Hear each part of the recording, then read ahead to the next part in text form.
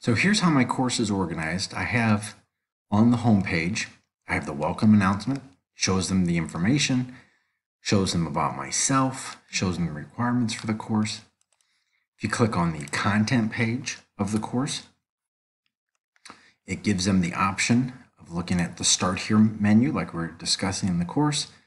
It gives you orientation quiz, discussion board. It shows you my communication policy, detailed information about that, attendance and participation policy.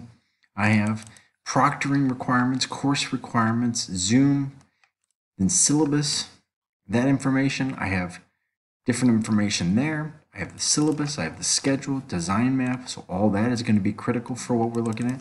I have course feedback for them to give me feedback on what they think of the course so far. In the Unit 1, as an example, I have all the information on the expectations of it. I have learning objectives right here, chapter activities that they're supposed to do, resources for each chapter, same thing.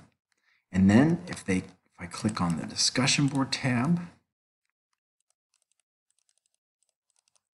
it'll be more information.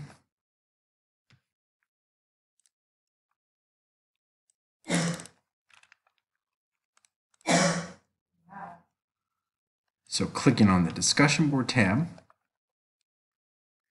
takes me to here.